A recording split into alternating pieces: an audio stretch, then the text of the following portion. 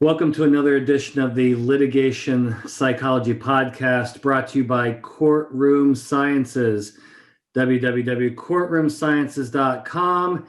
And I am so happy to announce that this is podcast number 50. That's a lot. That's awesome. And who is our special guest for our number 50?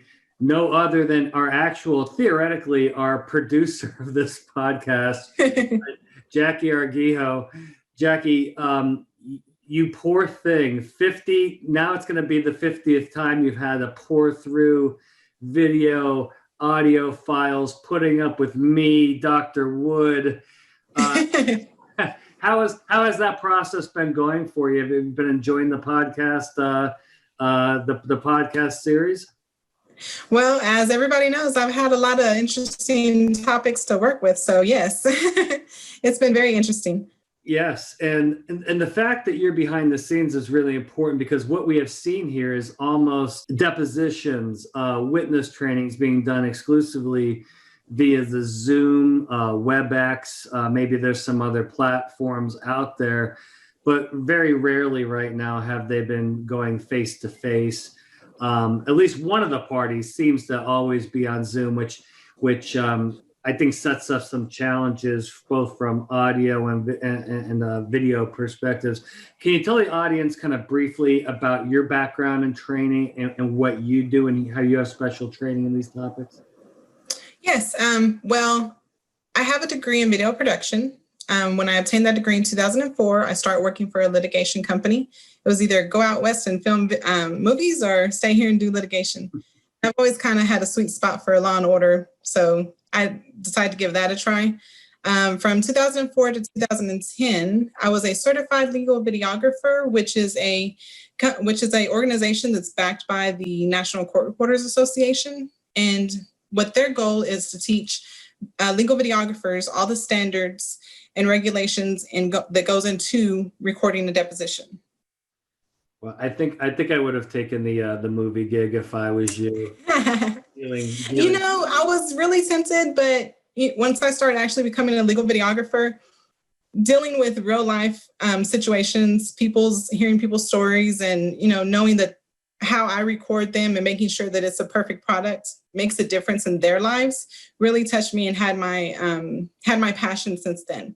So after that, being a legal videographer, I've also worked in courts, federal court and district court as a trial operator. So I've seen this process from the very beginning all the way to the very end, as far as presenting it at trial. So I know what to expect and how it needs to look to be its best when it comes to being in front of a jury.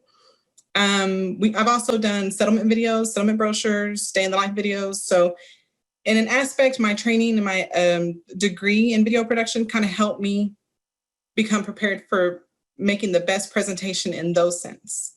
And as you can tell right now, I'm actually doing this on purpose because this is what I've seen a lot of in Zoom depositions. I see a lot of the witness really in the video, right up close, always looking down because the computer's positioned improperly. And then half of their face is lit and half of them isn't. So I really wanted to start this way to kind of grab attention to show this is kind of what I'm seeing, which would be completely distracting and improper. And it isn't what we shoot for in a live deposition, and Zoom deposition shouldn't be any different. No, that makes a lot of sense. And I think we're kind of in uncharted territory here, because no one's really, maybe you had to do it once or twice, but now to do it all the time, there's just, I think, a lot of things that are being learned based on trial and error. So let's talk about the environment and the setup. So I'm assuming you'd want a location that's pretty quiet with, what kind of lighting? Kind of take us through, because I know everybody doesn't have a professional studio, right? Or a conference room in their home if they are in their home. But what kind of environment tips would you give our audience? Sure. So you're going to want to choose a room that is the quiet away from all the other distractions in the house. So if you have kids in the house, you have pets in the house, you want to choose a room that's away from everybody else as much as possible, of course. You're going to want to choose an area where you can get proper lighting. As you can see here, this room you would think wouldn't work. It actually can if you just set up a little bit differently. And there's a couple of things to look for that'll help you out that I'm going to show you. So the way I'm set up here, it's because I have light coming in from the window. So I'm lit up from this side and I'm dark on this side because I have nothing to bounce that light off of. I've seen a lot of people set up to where they're sitting like this and like, oh, I have a window, so I'm going to show everybody outside. But this is what happens when you sit in front of a window, which is why in depositions, we try to keep away from setting the window right in front of a window. The best scenario for this room is to face to the window. Now, I would say turning on the lights above would work, but as I'm going to do that, it's going to bring a beam this way, and I'm going to have the same situation in front of the window. So it's like, Bill, there you go. Well, actually, I mean, it's not too bad except for the shininess that we don't want a distraction of that.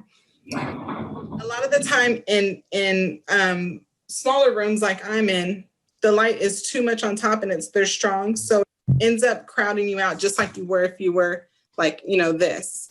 So our best situation here would be to move towards the window. That way you have the ambient light coming in and that you don't have too much of a hard shadow on the side.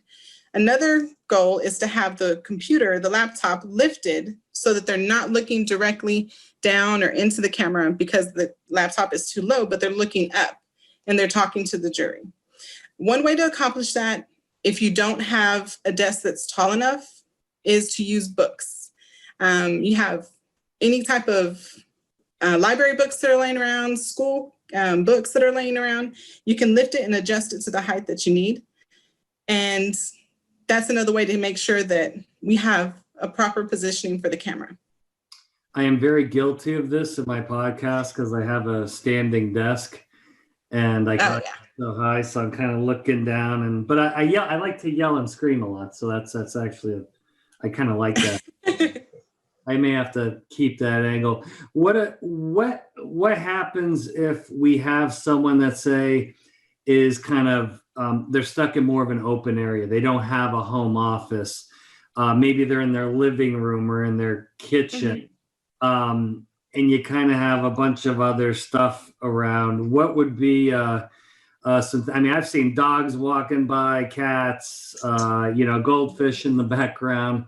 There's my turtle. But sometimes people don't have that maybe kind of office space in their home. I'm assuming, like dining room table with some sort of kind of what you just demonstrated to make sure that the lighting's appropriate.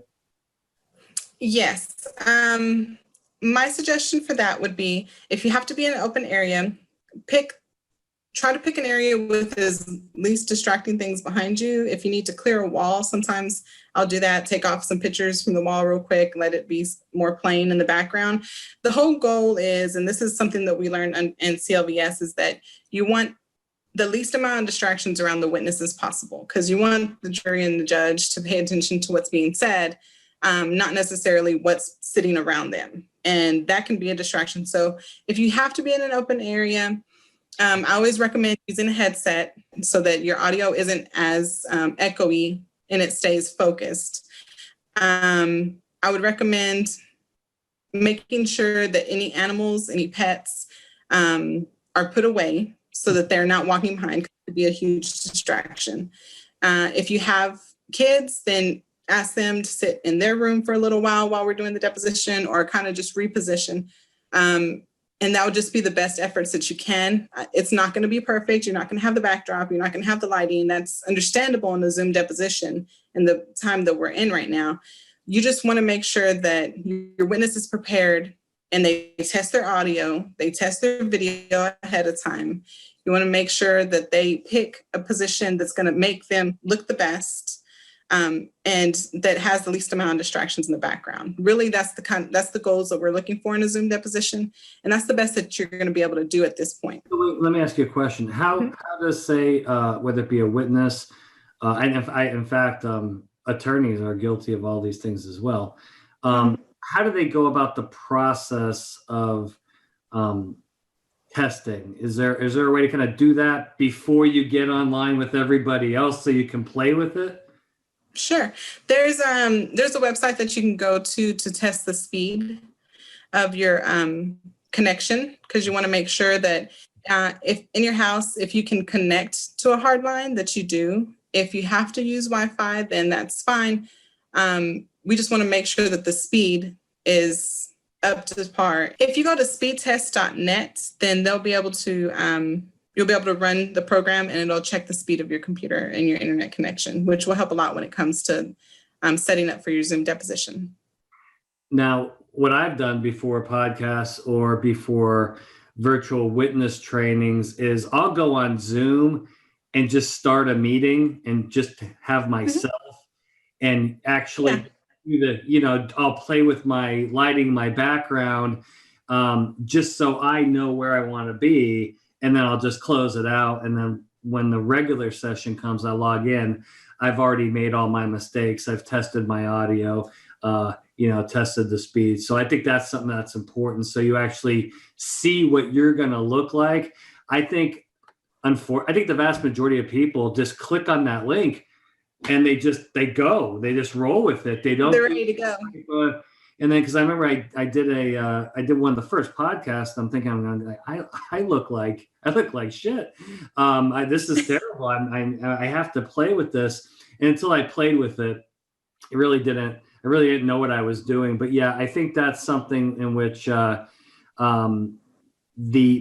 quality of the audio and the video can be increased drastically if just the witness and the attorney do a little homework before the actual deposition. Yes, that helps a lot. And you can kind of reference that to a videographer going in an hour ahead of time to set up for a deposition. That's exactly what we do on on-site depositions. You go in ahead of time, make sure you have the best signal, make sure everything's set up right, audio is good, video is good. It's the same thing. If you want, if the attorneys can, if they're able to, get with the witness the day before and check with them, or a paralegal can check with them, that would be setting you up for an ideal Zoom deposition. Yeah, I think you're completely right, and it doesn't take a lot of time, and it's so important. Let's finish up with a couple of other miscellaneous things. Everybody's guilty of this, and man, I was doing some Zoom CLE seminars, and like an idiot, I left my email on in the background, and every 20 seconds it was ding, ding, ding, and then something else would pop up, and I was like, ugh. Can you talk about how you really need to turn off all of your other programs on your computer? Otherwise, you're going to get these, sometimes your emails will pop up. Mm-hmm. You'll get the little preview. Yep. A lot of stuff that you don't want other people seeing.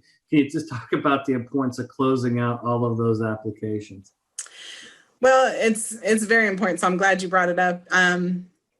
Making sure those programs are closed, but also making sure the notification settings are closed, because Teams can be turned off. It could be closed, but that doesn't mean the notification isn't going to pop up. It still will, unless you close the settings or change the settings to not pop up. Another miscellaneous thing I want to bring up, witnesses that don't have an option for a laptop, so they have to record on their cell phone. I've seen this a handful of times already, just at the very beginning. Yeah. Highly recommend, if possible, to have them use a laptop, because it's so much harder to move around with a laptop. With cell phones, they have this device in their hand, and they're like, oh, I can move around because it's in my hand, and oh, I need to do something over here in the kitchen. And next thing you know, you're seeing the whole house. You're not even seeing their face. You're seeing their shoulders, and the ceiling and everything else while they're answering questions. And that is completely unusable in trial as far as video, because that's too much of a distraction. They're not even paying attention to what's being said at that point. If they have to use a cell phone, because it's absolutely the only thing that they don't have a tablet, they don't have a laptop, they can't go to the conference room, which is another option of if your firm allows to have that witness just go to your conference room, y'all still stay in your office areas and everybody connect in Zoom, is if they have to have a phone, that they set their phone up on a stand. They sell these wonderful little clip things that hold your phone, the Dollar Tree, 99 cents. They can set their phone up in the stand.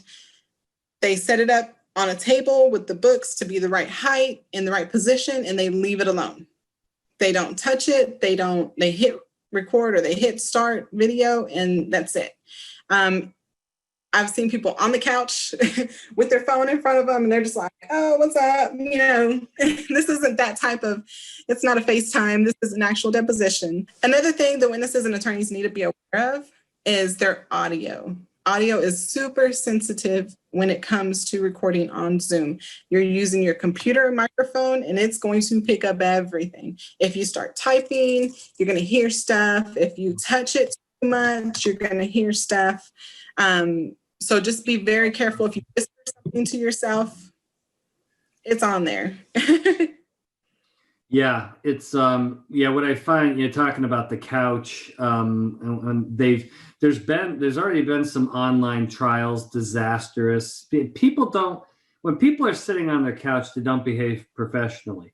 They don't act professionally. I don't think they really communicate professionally. So if you do have a witness, I do agree, get them to a business setting, even if it's a local court reporting firm or a different law firm, or just get them someplace. You can stay separated and socially distanced, but to have them in a more legal business setting, they'll sit up straight, they'll be at a table. I think people behave differently like that.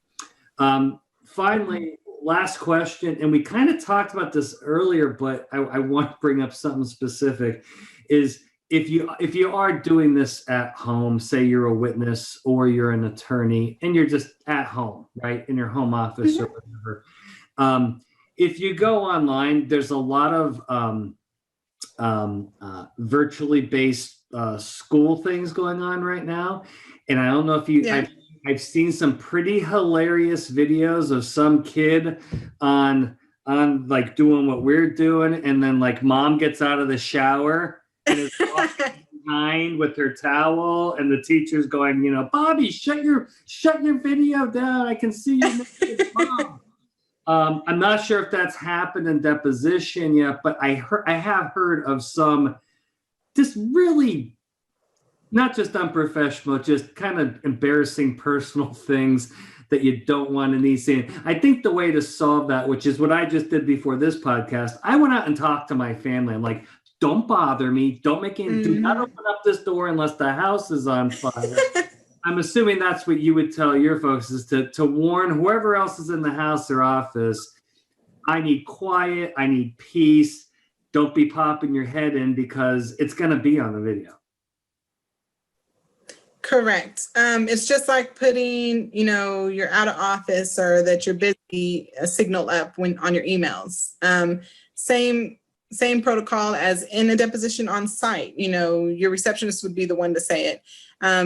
In Zoom, each location, the person participating in the Zoom needs to be the one responsible for making sure that everyone around them understands that they're going live. A little record sign, or, if we want to take it from Hollywood, recording in progress, or some indication and some sort of preemptive information to everybody else in the location that, hey, we're going live, we're recording, do not enter, do not disturb.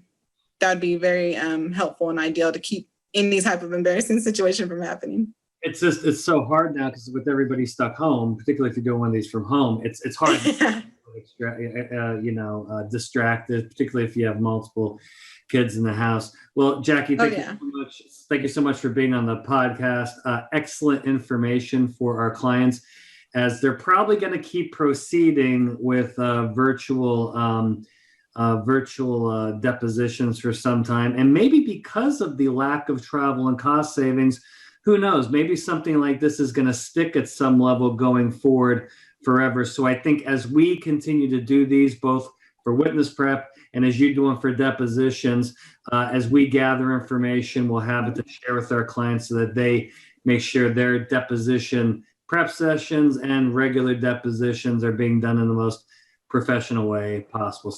So Jackie, if one of our clients has questions about virtual depositions or deposition witness prep and how the setup should be, or they actually want to schedule one, what can they do to do that? They just need to reach out to case management at courtroomsciences.com, and we'll be able to help them out with it. And they can always go to our website, www.courtroomsciences. Yes, to schedule through our website. You can schedule via email or by phone. Outstanding. Thank you so much for being on the podcast. And thank you, everybody, for being part of another episode, our 50th episode, 50, of the Litigation Psychology Podcast. We will see you soon. See you for number 51. Dr. Bill Kanaski. See you next time.